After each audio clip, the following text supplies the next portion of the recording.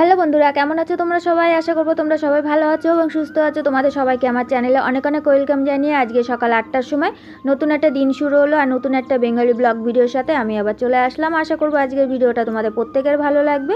ভিডিওটা ভালো লাগলে অবশ্যই ভিডিওতে লাইক সাবস্ক্রাইব করে আমার পাশে থেকো আর অনেক ভালোবাসা নিও। বড়দের প্রণাম জানাই, ছোটোদের বুক ভরা ভালোবাসা দিয়ে নতুন দিনটা শুরু করলাম। নতুন বন্ধু যারা আছো এখনও পর্যন্ত চ্যানেলটাকে সাবস্ক্রাইব করেনি, চ্যানেলটাকে সাবস্ক্রাইব করে আমার পাশে থেকো আর অনেক ভালোবাসা নিও। আজকে ঘুম থেকে উঠতে অনেকটাই দেরি হয়ে গেছে। কালকে রাতে থেকে প্রচণ্ড বৃষ্টি হচ্ছে আর সকালবেলা ভালোই বৃষ্টি হচ্ছিলো, তার জন্য ভাবলাম একটু দেরি করে উঠি। আর ঘুম তো ভেঙে গেছে সকালবেলা, যেহেতু সকালবেলা ঘুম থেকে ওঠা অভ্যেস, তার জন্য সকালবেলা ঘুমটা ভেঙে গেছে আর উঠিনি, ঘরেই ছিলাম আর ঘরের কাজগুলো শুরু করতে পারিনি। সকালবেলা উঠতে উঠতে 8টা বেজে গেছে, তাই 8টার সময় তো 8:30টার সময় জল চলে যাবে আর এদিকে তো আমি তাড়াহুড়ো করছি, মানে আধ ঘন্টার মধ্যে সকালের কাজ সমস্ত কাজ করতে হবে।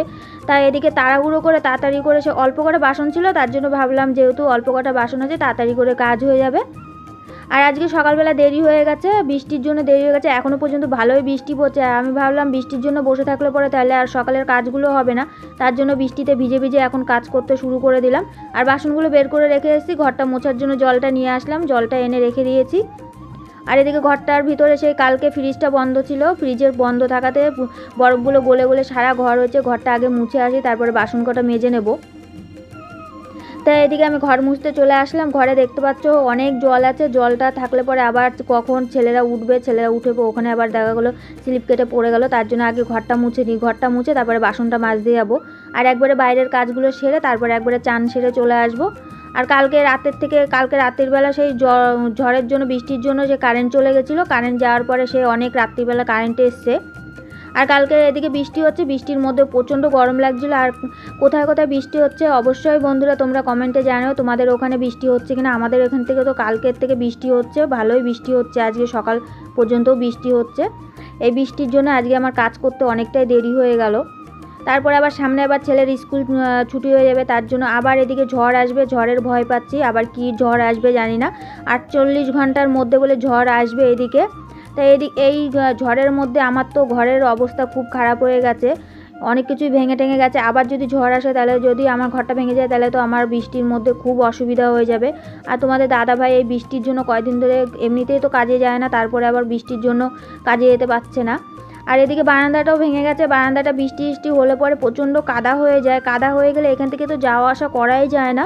আর সকালবেলা তো সে বৃষ্টির জন্য কাদা কাদা হয়ে গেছে, সব কাজ সেরে একবারে বারান্দাটা পরিষ্কার করলাম। সবার আগে বারান্দাটা পরিষ্কার করি না, যেহেতু এখান থেকে যাওয়া আসা করতে হয়। তাই এখন আমি একবারে চান করে পুজোটা দিয়ে তারপরে ঘরে আসবো একবারে। তা চলো, এদিকে তো আমার চান করে পুজো দিয়ে একবারে ঘরে পুজোটা সেরে আসলাম। আর ঘরের ভিতর থেকে এখন দেখছি ভালোই জোরে বৃষ্টি হচ্ছে। আর আমাদের ঘরের পেছনের রাস্তাটা দেখতে পাচ্ছ ভালোই ভিজে গেছে আর ওয়েদারটা মেঘলা মেঘলা। তাই আমি সকালবেলা একবারে সমস্ত কাজ সেরে চলে এসেছি, এখন দোকানে যাব, দোকান থেকে এসে তারপরে রান্না করব এখন। এদিকে আমি দোকানে গেছিলাম, বৃষ্টির মধ্যে ভিজে ভিজে চলে গেলাম দোকানে, দোকান থেকে সব মুদিখানা বাজার নিয়ে আসলাম। তোমাদের দাদাভাই তো আজকেও সেই টাকা দিয়ে চলে গেছে, সে ওর দিদির দোকানে বসে আছে। আর আমি এদিকে বাজার টাজার সব করে নিয়েছি, যেহেতু ছেলেদের রান্নাবান্না করে দিতে হবে। আর যতই ঝড় বৃষ্টি হোক ছেলেদের আর না খাওয়ায় রাখা যাবে না।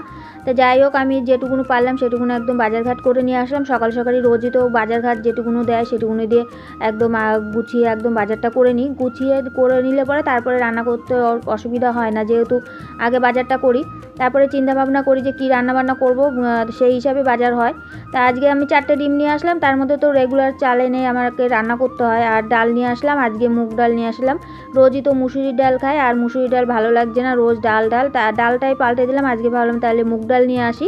আর এদিকে নিয়ে আসলাম রুটি সব নিয়ে আসলাম, ছেলেকে রুটি আর দুধ দেবো।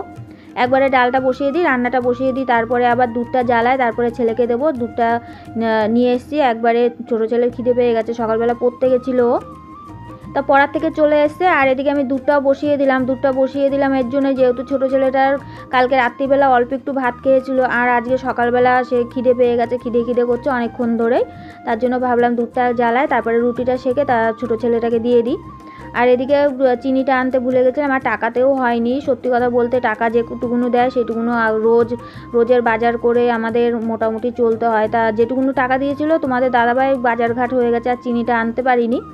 তার জন্য ভাবলাম যে ঘরের যে নকুলদানা আছে, পুজোর যে নকুলদানাগুলো আমি তুলে রেখে দিই পুজো দেওয়ার পরে, সেই নকুলদানাগুলো দিয়ে এখন দুধটা জ্বালিয়ে দিই, তা সকালবেলা হয়ে যাবে, তাহলে চিনির কাজটা হয়ে যাবে। আর রুটিটা এদিকে সেঁকে দিই। তাই এদিকে আমি রুটি সেঁকবো বলে, আর আমার খিদে পেয়ে গেছে, আমারও খিদে পেয়ে গেছে, তার জন্য আমি একটা গোল রুটি নিয়ে আসলাম আর ওদের জন্য কোয়াটার রুটি নিয়ে এসেছিলাম। তা ছোটো ছেলে বলছে আবার ও গোল রুটিটাই খাবে, তা খাক, ওর যেহেতু খিদে পেয়ে গেছে, আগে ছেলে মেয়ে খাওয়ায় তারপরে নিজে খাই। তাই এদিকে কোয়াটার রুটি দুটো ওদের ছেঁকে দেবো। আর রুটি সবসময় কী বলো তো, রুটি সেঁকে খাওয়াই ভালো, তাহলে গ্যাসটা হয় না। আর রোজই তো একই খাবার খায়, বিস্কুট খায়, তাই আজকে ভাবলাম অন্যরকম কিছু খাবার দিই ছেলে দুটোকে, তো সেরকম ভালো মন্দ কিছু দেওয়া হয় না, তাই রোজই ডাল রান্না হয়, আলু ভাজা হয়। আজকে ভাবলাম যে আলু ভাজা খেতে ভালো লাগে না, আলু সেদ্ধ করব, আর একবারে রুটিটা সেঁকে একবারে রান্নাটাও বসিয়ে দেবো আমি। তো চলো ওইদিকে তো ছেলেদের খেতে দিয়ে আসলাম, আর এদিকে ভাতটাও বসানো হয়ে গেছে, ভাতটা বসিয়ে দিয়ে একবারে সবজিটা কেটে নিই। সবজি কাটার মধ্যে কি শুধু পেঁয়াজটা কাটবো, আর এদিকে আলু আছে, আলুটা কেটে নেবো, আলু সেদ্ধ দেবো, পেঁয়াজ দিয়ে ভালো করে একদম ভেজে তারপরে আলুর চোখা করব। আমি আবার কি বলো তো, পেঁয়াজটা ভালো করে ভেজে নিই, আর এদিকে শুকনো লঙ্কাটাও ভেজে রেখে দিই আলাদা করে। তারপরে পেঁয়াজটার মধ্যে আলুগুলো দিয়ে ভালো করে একদম কষিয়ে নিই। কষানোর পরে কি বলো তো, তাহলে আলু সেদ্ধটা খেতে বেশ ভালোই লাগে। আর এদিকে আমার ডালটাও সোমবার দেওয়া হয়ে গেছে, আর ডিমটা দিতে ভুলে গেছিলাম, আলুটা সেদ্ধ বসানো হয়ে গেছিলো, তার জন্য এখন আগে ডিমটা দিয়ে দিলাম। আর ডিমটা দিয়ে আলুটা দিয়ে একবারে সেদ্ধ বসিয়ে দিয়েছি, আর সেদ্ধ হয়ে গেলে পরে আলুটা পেঁয়াজটা ভেজে একবারে আলুটা দিয়ে দেবো, দিয়ে তারপরে কড়াইয়ের মধ্যে ভালো করে কষিয়ে তারপরে আমি আলু সেদ্ধটা ভালো করে মেখে নেবো। তোমরা অবশ্যই এরকম করে খেও, তাহলে দেখো অনেকটাই আলু সেদ্ধ ভালো লাগে। আর আলু সেদ্ধর ভিতরে যখন পেঁয়াজটা দেবে তখন অবশ্যই দুটো রসুন থাকলে পরে রসুন দিয়ে দিও, তাহলে রসুন দিলে পরে আরেকটু ভালো হয়। আর রসুন দিলে পরে গা ব্যথাও, অনেক কিছুর কাজ হয়, গা ব্যথা থাকলে পরে গা ব্যথাটাও সেরে যায়। আর এদিকে রান্নাটা কমপ্লিট হলে পরে তারপরে যাব বাইরে বাসনগুলো মাজতে। এদিকে আমি রান্নাটা কমপ্লিট করে একদম চলে আসলাম বাসনগুলো নিয়ে একদম কলপারে। আর এদিকে তো 12:30 বেজে গেছে, 12টার সময় জল চলে আসে আর 1:30টার সময় জল চলে যায়, তার জন্য ভাবলাম একবারে জলটা যখন চলে এসে একবারে বাসন টাসন মেজে নিয়ে নিই। আর এদিকে প্রচণ্ড গরমের জন্য আমি ভাতটা ঢেলে রাখি, আর একবারে ভাতের হাঁড়িটা মেজেও রেখে দিই। আর রাত্রিবেলা তো রান্না আছে, রাত্রিবেলা আমাকে আবার রান্না করতে হয়, তার জন্য। তাই এদিকে তো যেহেতু আমার সমস্ত কাজ হয়ে গেছে, আর বাসনগুলো মাজলে পরে সকালের থেকে একদম দুপুরবেলা পর্যন্ত যে কাজগুলো করি সেগুলো একদম গুছিয়ে করে ফেললাম একদম চটপট করে। আর এখনও পর্যন্ত বিছানা তোলা হয়নি, আর বাসনগুলো মেজে চলে যাব ঘরে বিছানা তুলতে। তা বিছানাটা পরিষ্কার করব। আর এদিকে আমি ঘরে চলে আসলাম, ঘরে এসে আর বালিশের কভারগুলো অনেক দিন ধরে পরিষ্কার করা হয় না, কাচা হয় না, তার জন্য ভাবলাম বালিশের কভারগুলো একবারে খুলে রেখে দিই কালকে সকালবেলা যখন। আর কয়দিন ধরে বৃষ্টির জন্য জামাকাপড় ঠিকঠাকভাবে কাচা হচ্ছে না, আর বালিশের ওয়ারগুলো সত্যি কথা বলতে অনেকটাই নোংরা হয়ে গেছে, তার জন্য বালিশের ওয়ারগুলো একদম খুলে রেখে দিই। আর বিছানাটাও একবারে পরিষ্কার করে রেখে দিই।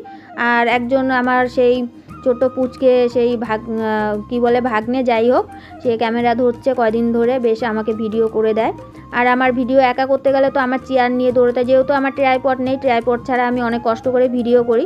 এত কষ্ট করে ভিডিও করি, তোমাদের কেমন লাগে অবশ্যই কমেন্টে জানিও। আর সকাল থেকে রাত্রি পর্যন্ত যে কাজগুলো করি সেগুলোই আমি তোমাদের সঙ্গে শেয়ার করি। আর আমার মতন তো প্রত্যেক ঘরের বউদের একই কাজ, বিনা স্যালারিতে সকালবেলা থেকে রাত্রি পর্যন্ত ডিউটি দেওয়া। আর যদি মাইনে দিত তাহলে তো অনেক অনেক মাইনে আমরা ইনকাম করতে পারতাম, যেহেতু আমাদের স্বামীরা সেরকম আমাদের মাইনে টেনে দেবে না, যেহেতু 3 বেলা খেতে দিচ্ছে, এটাই অনেক। তা 3 বেলা খেয়ে এই ফ্রিতে আমরা কাজ করে যাচ্ছি। তা তোমরা কে কে আমার মতন ফ্রিতে কাজ করো অবশ্যই কমেন্টে জানিও। তা সকালবেলা উঠে সমস্ত কাজ হয়ে গেছে, ঘরটা একবারে পরিষ্কার করে নিলাম। আর যেহেতু বৃষ্টি হচ্ছে, এখন বৃষ্টিটা কমে গেছে,